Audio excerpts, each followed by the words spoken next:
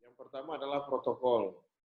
Kami pikir protokol yang digunakan oleh manajemen PT Freeport ini sama dengan protokol lainnya ketika dalam rangka mobilisasi penduduk dari satu wilayah ke wilayah lain, maka menurut protokol Kementerian Kesehatan, pertama orang tersebut dinyatakan sehat.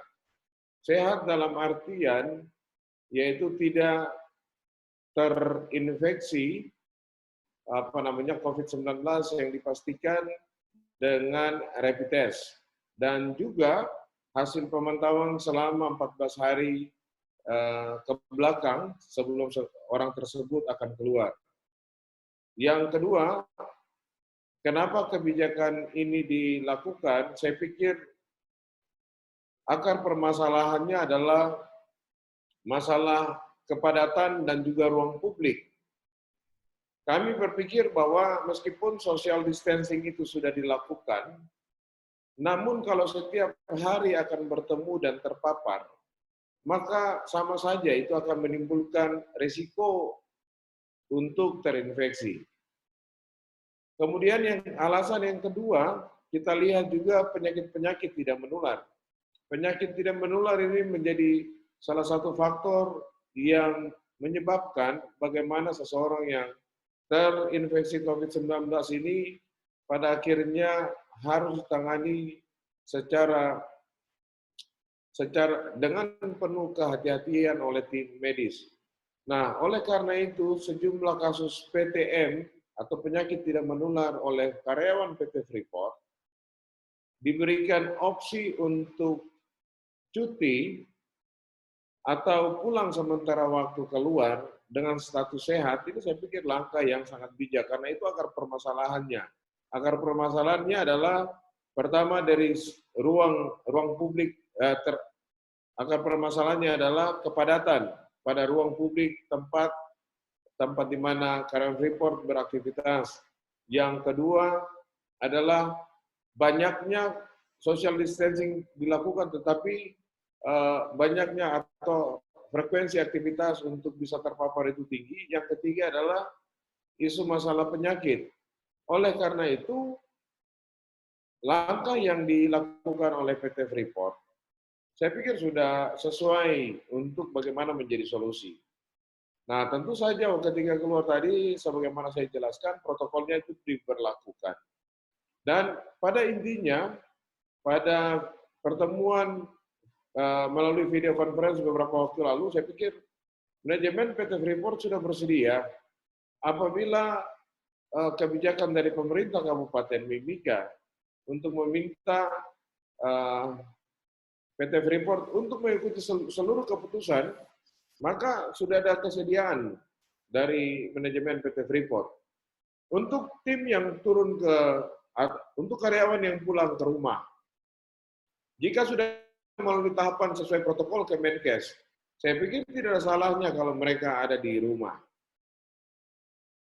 Kalau misalnya dalam 14 hari, taruhlah yang turun itu ada ODP, maka memang sangat baik jika mereka ada di hotel atau di tempat penampungan sementara.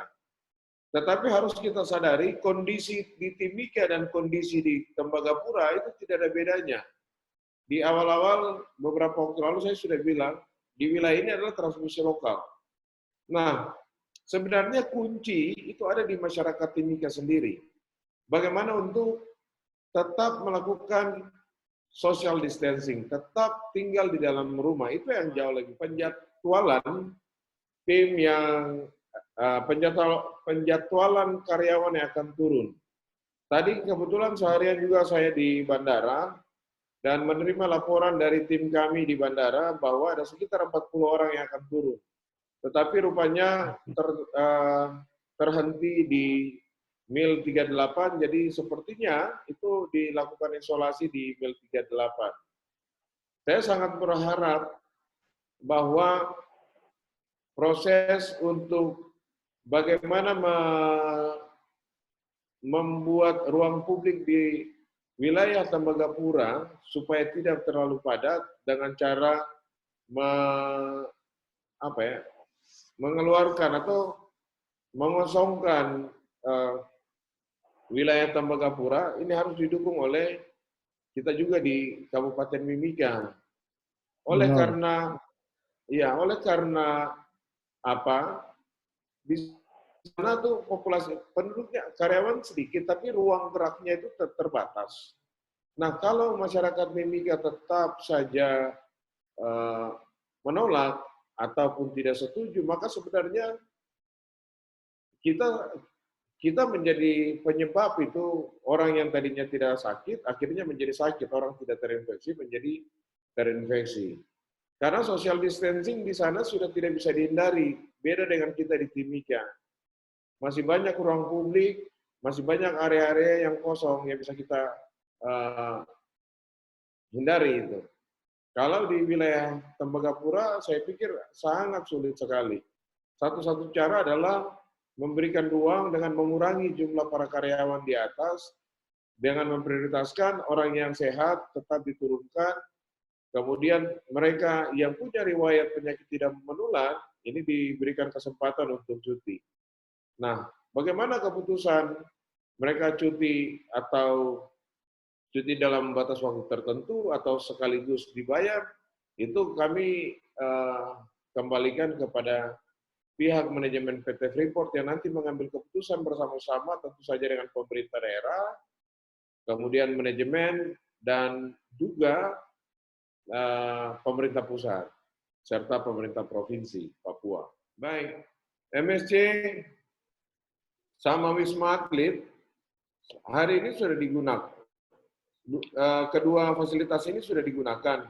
Hanya saja kapasitasnya memang sangat terbatas. Sehingga memang harus, kalau jika ini terpusat, kami pikir begini, yang jauh lebih penting itu adalah bagaimana melakukan tata laksana kasus COVID yang dengan gejala berat, sedang dan berat. Ini yang menjadi perhatian utama. Sementara ODP, OTG, dan PDP dengan gejala ringan, sebisa mungkin ini sesuai protokol ya bisa dilakukan isolasi mandiri.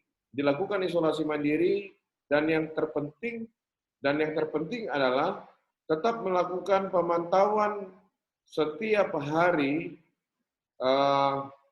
terkait dengan tanda gejala maupun membatasi supaya tidak melakukan aktivitas di luar rumah. Saya pikir bagaimana karyawan ataupun orang lain, misalnya hampir setiap hari ada satuan tugas misalnya dari keamanan yang dari Jayapura datang ke Timika maupun sebaliknya. Sebagaimana protokol dari Kementerian Kesehatan, maka Dinas Kesehatanlah yang mengeluarkan surat keterangan bahwa dinyatakan itu sehat. Yang bersangkutan dinyatakan sehat. Ini akan diberlakukan sama dengan para karyawan PT Freeport yang hendak melakukan perjalanan kembali dalam rangka cuti ke kota-kota di luar kota Timika. Jadi saya pikir protokolnya terstandar dan di antara mereka sudah pasti akan melakukan pemeriksaan sebagaimana yang sudah diatur oleh pihak Kementerian Kesehatan. Yang berikut persoalan penawaran cuti sampai mungkin tadi kalau maksudnya apakah nanti mereka diberhentikan atau tidak, saya pikir saya belum berani untuk menjawab ini. Tetapi untuk pembatasan sosial, untuk disiplin, tadi sebagaimana disampaikan ada zona hijau, ada zona merah. Memang benar, kami sangat berharap ketika pemerintah Kabupaten Mimika telah memprioritaskan wilayah-wilayah pesisir, wilayah-wilayah terpencil ini menjadi prioritas untuk keamanan pangannya, ketersediaan pangan sampai 4 bulan ke depan, memang semestinya masyarakat tidak datang lagi ke kota. Misalnya dari Maupurjaya atau dari Pemako datang ke Timika itu tidak perlu lagi. Pada hari Jumat lalu, kami melakukan pertemuan dengan Tripidis, jadi pemerintah distrik di Mimika Timur contohnya. Di sana kami meminta untuk memperketat pergerakan orang di Mimika Timur, dan saya pikir di distrik Mimika Timur itu telah dilakukan koordinasi yang sangat baik, karena di distrik Mimika Timur itu pintu masuk dan pintu keluar untuk menuju ke pesisir. Dan memang dalam arahan tersebut dalam pertemuan tersebut kami sepakat untuk bisa membatasi pergerakan orang-orang atau penduduk dari wilayah zona hijau untuk tidak masuk ke zona kuning maupun zona merah. Besok akan dilaksanakan pertemuan evaluasi tim gugus yang nanti akan dipimpin langsung oleh Ketua Tim Gugus, yaitu Bapak Bupati Mimika. Pertemuannya nanti akan dilaksanakan besok jam 11. Kita akan mengetahui langkah tegas apa yang akan dilakukan. Saya pikir pembatasan-pembatasan sosial di Kabupaten Mimika ini telah ditetapkan, telah dilakukan juga. Hanya saja fungsi pengawasan ini yang harus memang diperketat, kemudian menjaring para pengawas, misalnya RT RW ini yang memang harus terlibat secara aktif. Namun dalam beberapa pertemuan sudah disepakati untuk meningkatkan atau mengoptimalkan peran RT, peran kelurahan, peran pemerintah kampung, dan juga distrik. Sebabnya nanti besok saya pikir langkah dari Pak Bupati selaku Ketua Tim Gugus, kebijakan untuk bagaimana kebijakan besarnya, termasuk untuk PT Freeport, nanti besok kita bisa dengar sama-sama.